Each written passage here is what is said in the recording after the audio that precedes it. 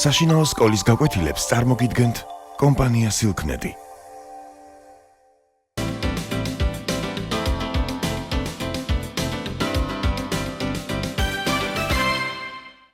მოგესალმებით. ჩვენ დღეს ვისაუბრებთ დავით გურამიშვილის ერთ-ერთ საუკეთესო და ალბათ ყველაზე უფრო დიდი გრძნობითა და ტკივილით დაწერილ ლექსზე. ეს არის მოთქმა ხმითა თავბოლო 1, რომელიც მაცხოვრის დატირებაა ერთგვარი და რომელიც იმ ადამიანის დაწერილია, თითქოს წითელ პარასკევს იერუსალიმში ჯვარცმასთან რომ იდგა და თვითონაც ისევე განიცდიდა როგორც ღვთისმშობელი, ან და რომელიმე მოციქული მაცხოვრისა, ან და რომელიმე იქ მდგომი ადამიანი გულიანად, ძვლებიან, რბილიანად რომ იწვოდა, როცა უყურებდა რა დღეში ჩააგდეს ჩვენი მაცხოვრებელი, ის ადამიანად მოვლენილი და ადამიანის სხეულში მყოფი უფალი, რომელსაც ერთადერთი მიზანი ჰქონდა, რომ რაც შეიძლება მეტი ბედნიერება მოეტანა კაცთა მოდგმისთვის. საერთოდ დავით გურამიშვილს ჰქონდა ამისი უნარი, რომ ნებისმიერი ადამიანის ნაცვლად ეტირა და ნებისმიერი ადამიანის ფიქრი მისთვის იყო ძალიან ცხადი და ძალიან ბუნებრივი. იგი თითქოს იყურებოდა ამ შემთხვევაში მარიამ ღვთისმშობლის თვალებით, ან და რომელიმე მოწაფის, მაგალითად იოანე მახარებლის თვალებით, მისი გულით მოქმედებდა და სწორედ ისეთ ადამიანად იყო ნაქცევი, რომელსაც კაცი ვერ გაარჩევდა იმ მომენტში თვითონ იოანე მახარებლისგან. ამას ქრისტიანულად ქვია ოლამური ერთობა. ანუ როცა ჩვენ ვცხოვრობთ გარკვეულ დროს სივრცეში, რა თქმა უნდა, მაგრამ ვუკავშირდებით ნებისმიერ წინაპარს, რომელსაც ოდესმე უცხოვრია, ან და რომელიც ოდესმე იცხოვრებს, ვუკავშირდებით ჩვენი გულით, ფიქრით, სიყვარულით, განცდით. აი სწორედ ასე გრძნობს მკითხველი, რომ დავით გურამიშვილსა და მაცხოვარს შორის ყოველგვარი ზღვარი წაშლილია, დროითი სივრცითი ბარიერი მოხსნილია და იგი დგას პირდაპირ ჯვარცმასთან, ცრემლები ჩამოსდის და ეწვეთება მაცხოვრის ფეხებს. აი იმდენად ცხელია ეს განცდა მკითხველისა, რომ ჩვენ ნამდვილად გგონია ეს, რომ შევცქერით გურამიშვილი როგორ დასტირის მის წინ ჯვარცმულ მაცხოვარს. თითქოს იგი პირველი საუკუნის მცხოვრები იყოს და თითქოს იქ იერუსალიმში გოლგოთაზე დაჩოქილი თუ ხელება აპყრობილი, სხვანაირად ალბათ შეუძლებელია წარმოვიდგინოთ იგი, შეცქერის და ტირის განიცდის იმ ყველაფერს, რასაც კაცობრიობა ამ შემთხვევაში მაცხოვრის წინააღმდეგ და საკუთარი თავის, საკუთარი სულის წინააღმდეგ ჩადიოდა. რატომ დაარქვა მან ამ ლექსს მოთქმა ხმითა თავბოლო 1? ჯერ ერთი მოთქმა ხმითა გახლავთ განსაკუთრებული ტირილი, ხმით ტირილი, რომელსაც უნდა გულიც, სულიც და უნარიც ადამიანისა, რომ სიტყვიერად გამოთქვას თავისი მწუხარება. როგორც წესი, ადამიანები დიდი მწუხარებისას მუნჯდებიან ხოლმე და ვერ პოულობენ იმ სიტყვას, რომელიც შეესაბამება აღნიშნულ განცდას და ამიტომ ხანდახან დუმილი უფრო ბევრის მეტყველია და მხოლოდ ჩამოვარდნილი ცრემლი შეიძლება უფრო მწარე იყოს და უფრო მტკივნეული, ვიდრე ხმით ამოთქმული და ხმით გამოხატული მწუხარება. თუმცა ხმით მოთქმა მაინც ითვლება მოთქმის განსაკუთრებულ სახედ, რომელიც გადასდებს სხვასაც ამ შენს მწუხარებას და ამიტომ ხმით ნატირალი განსაკუთრებით ზემოქმედებს ხოლმე მკითხველზე. რამდენადაც დავით გურამიშვილის მიზანი სწორედ ეს იყო, რომ თავისი ნატირალი გაეხმიანებინა და გადმოეცა იგი ისე, რომ ყველა შესძლებოდა მისი მოსმენა, მისი წაკითხვა და მისი გააზრება, აი ამიტომაც ამ ნაწარმოებისთვის ხმით მოთქმა დაურქმევია და ჩვენ მართლაც ვგრძნობთ, როგორ ტირის გურამიშვილი, როგორ ტირის ხმამაღლა სიტყვებით იქ ოღონდ პირველ საუკუნეში და გოლგოთაზე და არა აქ მე-18 საუკუნეში უკრაინაში თუ ჩვენთან დღეს 21 საუკუნეში.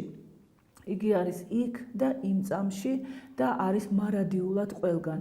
თითქოს გურამიშვილი არის პირველ საუკუნეშიც, მე-18-შიც და 21-შიც. ეს ალბათ უფრო ზუსტი განცდაა და უფრო შესაბამისად ჩამოყალიბება აი იმ ტირილისა, რომელიც აქ არის გადმოცემული და იმ მოთქმისა, თავში ხელის წაშენით ალბათ, რომელიც განსაკუთრებით ზემოქმედებს ადამიანზე. რატომ რქვია თავბოლო 1? იმიტომ რომ ყოველი სტროფი გარდა ლექსის ბოლო ნაწილისა, რომელიც ცალკე მოთქმა და სხვა მიზანი აქვს მას, იქამდე როცა გადავალთ ხელახლა მოგახსენებთ, ყველა სტროფი იწყება ერთი და იმავე სტრიქონით და მთავრდება ერთი და იმავე სტრიქონით. ამიტომ არის ეს თავ ბოლო ერთი. თავი და ბოლო სტრიქონი ყველა სტროფისა არის ერთი და იგივე.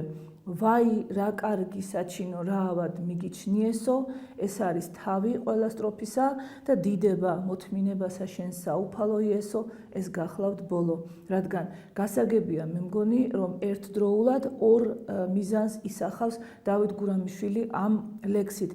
პირველი ეს გახლავთ რომ მოთქვამდეს და ტიროდეს იმის გამო რაც კაცობრიობამ ჩაიდინა და მეორე განადიდებდეს უფალს, რომელმაც ეს ყველაფერი დაითმინა, რომელმაც ეს ყველაფერი ისე გვაპატია, რომ აზრათაც არ მოსვლია ვინმე დაესაჯა და ვინმეს წინააღმდეგ ემოქმედა და აი ამიტომაც დავით გურამიშვილი გამოხატავს ერთდროულად ტკივილსაც და გაოცებასაც, ერთდროულად თანაგზნობასაც გამოთქვამს მაცხოვრის მიმართ და დიდებასაც მისას რომ მან ეს ყველაფერი გადაიტანა და დაითმინა და აი ამიტომაც აურჩევია ასეთი თავბოლო ერთი მოთქმა.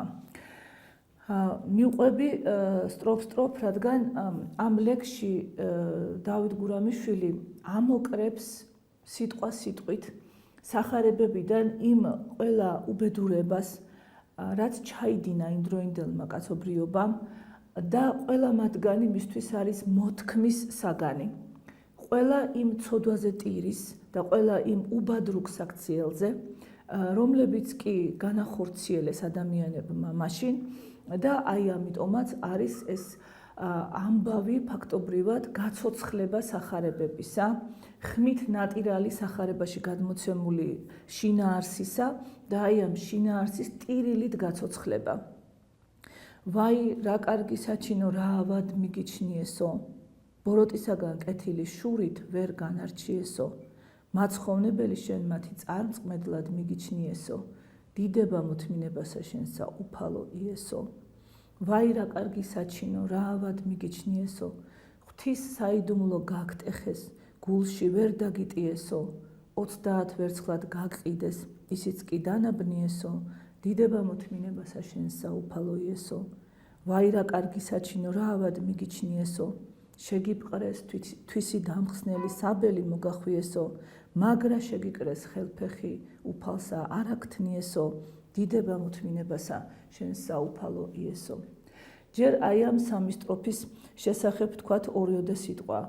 ბოროტისაგან კეთილი შურით ვერ განარჩიეს და მაცხოვრებელი წარმწყმედლად მიიჩნიეს. ეს არის იმ ადამიანების დაშვებული შეცდომის გამო მოთქმა, რომლებიც ხედავდნენ უფალს, მაგრამ ვერ ხედავდნენ.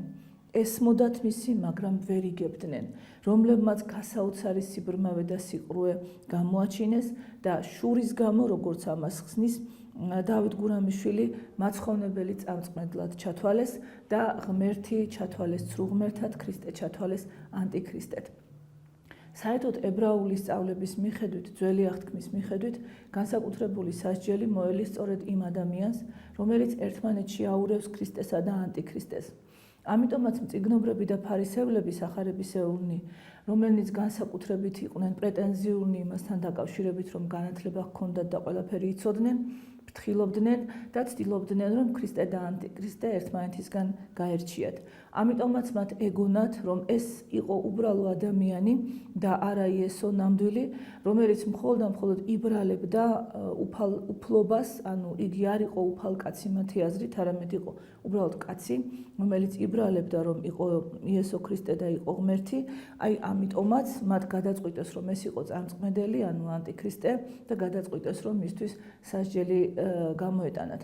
თუმცა შური, რომელსაც დავით გურამიშვილი ახსენებს, როგორც ჩანს, უკავშირდება იმ დიდ სიყვარულს და იმ დიდ პატივისცემას, რომელსაც უფალი იხვეჭდა უბრალო ადამიანებისაგან, იმ ადამიანებისაგან დღეში ათასობით რომ იკურნებოდნენ მისი წყალობით, რომლებიც ყველგან დასდევდნენ მასთან და ყველგან ისმენდნენ მის სწავლებებს და რომლებსაც მართლა გულით უყვარდათ იგი და სწორედ ის შური ამოძრავებდათ მათ, რადგან თვითონ ისინი ვერასოდეს გახდებოდნენ ღირსი, რომ ასე ყვარებოდა ვინმეს და ასეთი სითბო გამოეჩინა მათ მიმართ.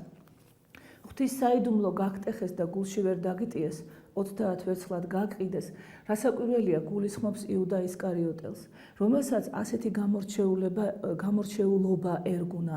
იგი აი ამ 12-დან ერთ-ერთი იყო, უფალთან იყო, მასთან ერთად ჭამდა, მასთან ერთად სვამდა, მასთან შეეძლო, ხელი მოეკიდა მისთვის, მოესმინა მისი ხმისთვის, დაღლილი იყო მასთან ერთად, როცა დადიოდა, ან და დაესვენა მასთან ერთად. ანუ ყველაფერი ისეთი, რომელსაც ინატრებდა ნებისმიერი ადამიანი და აკი უფალი ამბობს კიდეც, რომ თქვენ ნეტარნი ხართ, იმიტომ რომ ჩემი ხმა გესმით, მე მხედავთ.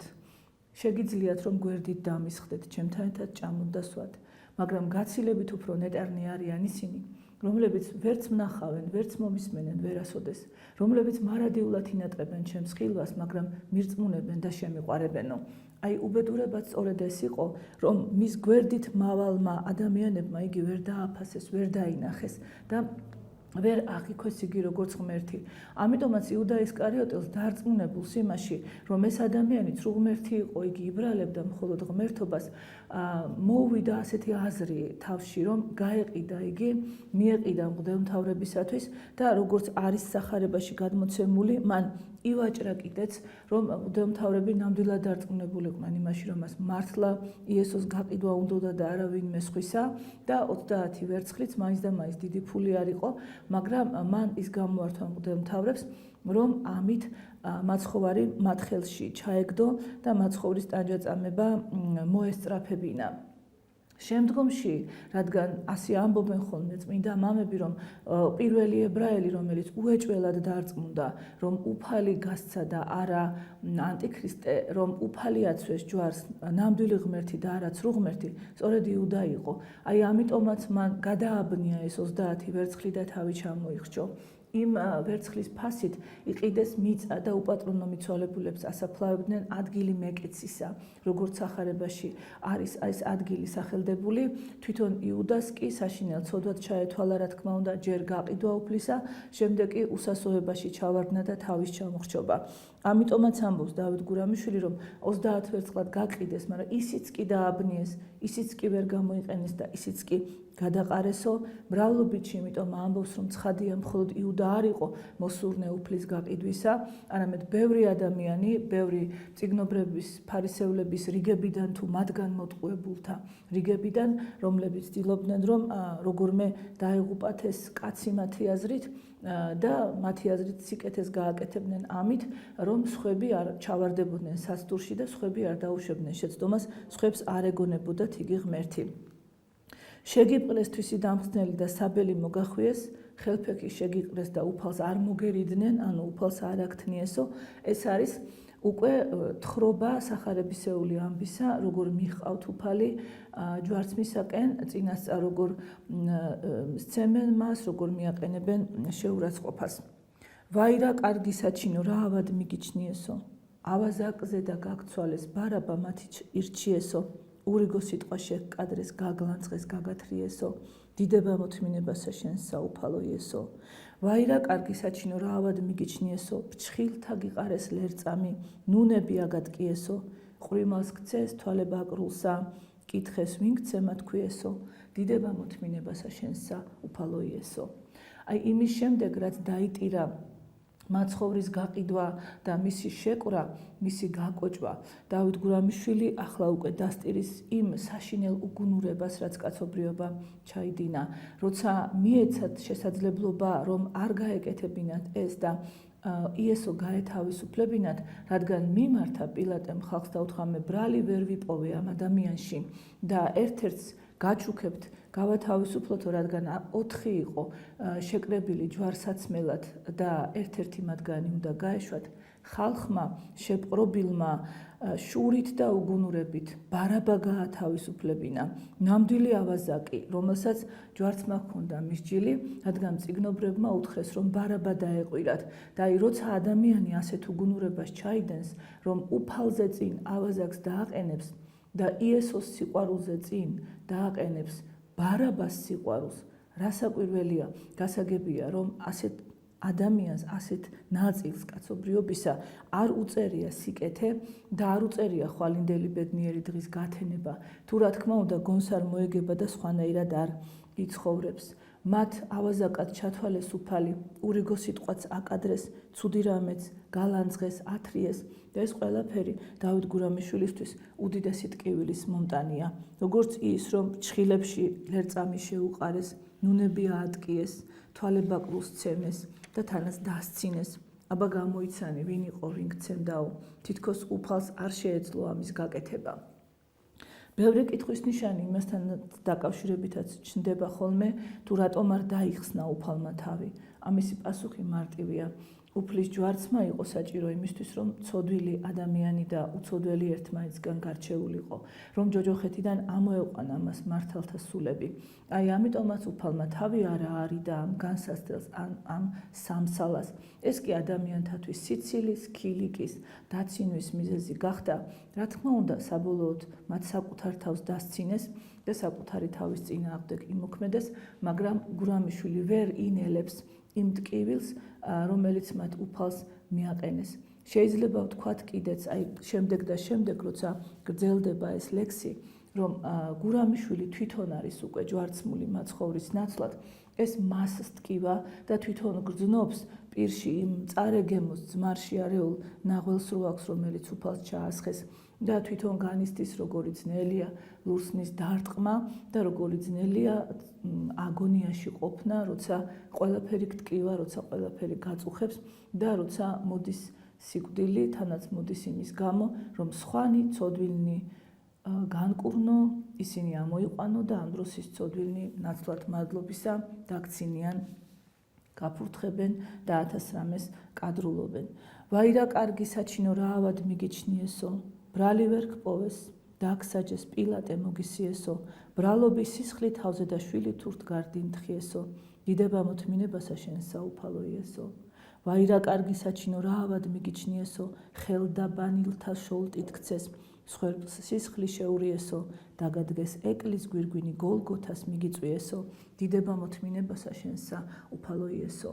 ახლა სწორედ იმ უცოდველობაზე, უბრალობაზე ამბობს დავით გურამიშვილი, ამას განიცდის და ტირის და განიცდის იმას, რომ პილატემ ხელები დაიბანა და ისე აწამა მაცხოვარი, რის შემდეგაც დარჩა აი ეს როგორც პირველსახე პარადიგმა თავისი ცოდვის ხვისთვის გადამბრალებელი ადამიანისა, რომელმაც თანაც საშინელი რამ თქვა, მაგისი სისხლი თქვენი თაობების გადასახადი გახდეს, ესე იგი შვილი თურთ გარდაანთხია ყველა იმას სისხლი, ვინც იქ იდგა მაცხოვრისა და საშინლად დამძიმდა ამითი ცოდვა თვითონ ამ პილატეს ბაგეებიდან წარმოთქმული და ყველა იმ ადამიანისა, რომლებიც მართლაც შვილებითა და შვილიშვილები თურთ იქნენ დასჯილნი.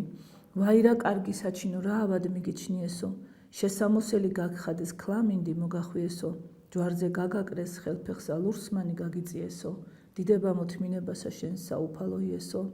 ვაირა კარგი საჩინო რა ავად მიგიჩნიესო, წყალი ითხოვე მოგართვეს ძმარში ნაღველი რიესო, წმინდასა შენსა საღვთოსა გვერდსა ლახვარი მიესო, დიდება მოთმინებასა შენსა უფალო იესო.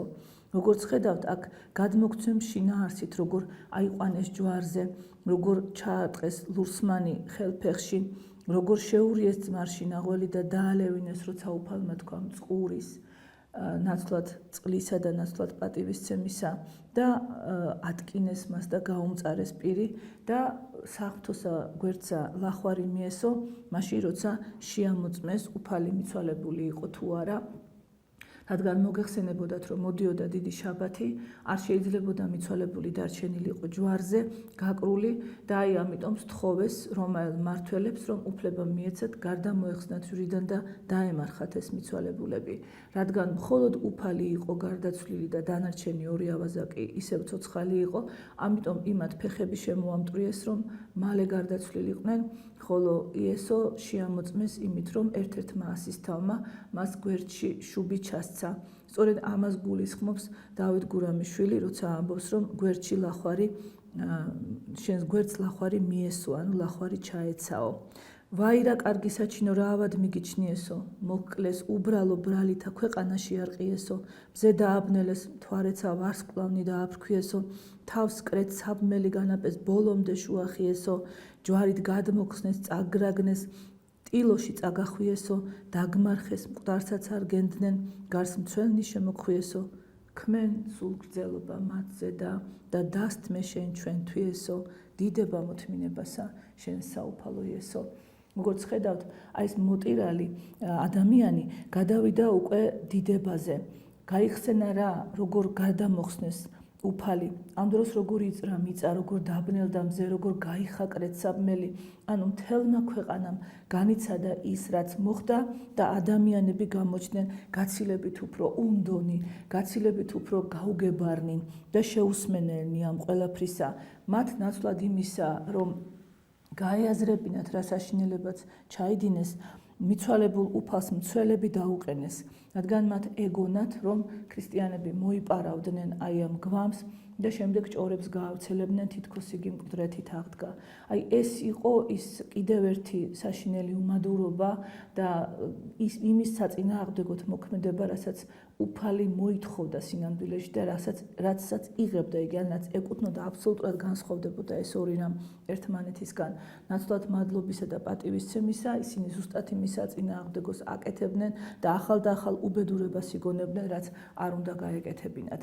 ნაწარმოების ბოლო ნაწილი უკვე არის გაოცებული ადამიანის დაწერილი, რომელსაც უკვე ახტაცება ყველაფერზე ზემოთ აქვს, ანუ ეს ახტაცება ფარავს ტკივილსაც, მწუხარებასაც, სევდასაც და იმდენად აღფრთოვანებულია იგი მაცხოვრის პიროვნებით, რომ ეს ყველაფერი დაუტეველია თითქოს გაუგებარია ამდენი უბედურების შემდეგ, როგორი უნდა იყოს, რა მიტევებელი უნდა იყოს, რა ძალა უნდა ჰქონდეს ყველაფრის პატიებისა, რომ ეს ყოველივე ხელის ჩაქნევითაც კი არ გამოხატოს, წარბის შეხრითაც კი არ გამოხატოს, პირიქით გაგახსენებთ, როცა უფალი ჯვარს იყო ცმული, სასიკვდილო აგონიაშიც კი მან მამა ღმერთს მიმართა და სთხოვა არ დაესაჯა ეს ხალხი, მამაო მიუტევე, რამე თუ არ იციან რას იქმანო. აი ეს იყო ის საშინელი განცდა, რომელიც მართლაც მოითხოვს აღფრთოვანებას, როცა ერთი მხრივ გული გტკივა საშინლად, რომ ასეთი რამ ჩაიდინეს, მაგრამ ამაზე უფრო დიდია აღფრთოვანება უფლის მიმტევებლობით, იმ საოცარი სულგრძელობით, რომელიც უფალმა გამოაჩინა. ამიტომაც ლექსის ფინალური ნაწილი არის სწორედ აღფრთოვანება უფლით. ვაი რა კარგი საჩინო რა ავად მიგიჩნიესო, არ ვიცი რა ქნეს უკბილ თავი რა შეგამჩნიესო, მკვდარს აღუდგენდი, კურნავდი კეთროვანს წყალმან კიერსო, ბრმას თვალს უხელდი, ცის-ცისა და არჩენდი ეშმაკიერსო, უტყს ენას წვნიდი ყრუსს მენას, საფყარსა სვლაშვენიერსო, პურს მცირეს დიდად წყალს ღვინო თუ გცევდი ჭამეს სვიესო, ამის მეც არასეტყოდი ესევდით ღმერთზე ძიერსო, შვიდად ცხოვრობდით, ნუ უზამთ ერთმანეს თქვენ უდიერსო, გაიკითხევდით გლახაკთა, ასმევ აჭმევდით მშიერსო, რასაც კეთილს იქთ, ღმერთი თქვენ მოგაგებთ მის მაგიერსო, ორ სავგზას წრფელს, წინ უდევდი ხორციელს დასულიერსო, ამის სანუფქოდ შენ მათა სიკვდილსა შეგამთხვიესო. როგორც ხედავთ, ჩამოთვალა ყველა ის სიკეთე, რაც უფალს მოჰქონდა, ან დიდი ნაწილი ამ სიკეთეთა განკურნება, აღდგენა, სწავლება, დაპურება, ყველაფერი, რომლისთვისაც უბრალო ადამიანიც რომ ყოფილიყო და არანაირად გამორჩეული, მას მხოლოდ მადლობა ეკუთვნოდა ხალხისგან და არა ჯვარცმა და არა საშინელი სასჯელი. რა თქმა უნდა, ძალიან შორს იყო ეს ყველაფერი ავაზაკობისგან და ძალიან შორს იყო იმ სასჯელისგან, რომელიც ავაზაკობის გამო ეკუთვნის ადამიანს. მას მხოლოდ მადლობა ეკუთვნოდა, მეტი არაფერი, მაგრამ ეს ყველაფერი მოითმინა. ამიტომაც დავით გურამიშვილმა დაიწყო ეს სტროფი მხოლოდ თავისი თავრითმით, როგორც აკეთებს, თავ სტრიქონით, ვაი რა კარგი საჩინო რა ავად მიგიჩნიესო და დაამთავრა. დანარჩენი არის უბრალოდ გადმოცემა იმ ამბებისა, რასაც მაცხოვარი კარგს აკეთებდა და ბოლოში მთავრდება დიდებით იმის გამო, რომ საოცარია ის მიმტევებლობა, რაც უფალმა გამოიჩინა, ქმენ სულგრძელობა მათზე და დასთმე შენ ჩვენთვის ესო, დიდება მოთმინებასა შენ საუფალო იესო, ქმენ სულგრძელობა მათზე და დასთმე შენ ჩვენთვის ესო, დიდება მოთმინებასა შენ საუფალო იესო, დიდება მოთმინებასა შენ საუფალო იესო. აი ეს ფინალური აკორდებად რომ ისმის, არის სწორედ იმისათვის ნათქვამი და იმიტომ იმეორებს დავით გურამიშვილი, რომ თითქოს ერთი სიტყვით, ერთხელ ნათქვამით გაუგებარია და ერთხელ ნათქვამი ვერ შესწვდება იმ დიდ აღფრთოვანებას, რომელსაც უფალი იწვევს და რომლისთვისაც დაიწერა ეს საგალობელი. ეს არის მართლაც საგალობელი უფლის დიდებისა, საგალობელი მისი ქებისა, ტკივნეულად დაწერილი, გულმტკივნეული კაცისგან დაწერილი, მაგრამ ამავე დროს იმ კაცისგან, რომელშიც ერთმანეთს ებრძვის ტკივილი და სიხარული, სიყვარული და სევდა, მაგრამ მაინც მასში სჭარბობს ყველაფერს სიყვარული უფლის დიდებისა. იმისა, თუ როგორი დიდია უფალი და ბედნიერება იმის გამო, თუ როგორი დიდებულია, რომ ჩვენ ქრისტიანები ვართ და ასეთი უფალი გვწამს. გმადლობთ ყურადღებისთვის.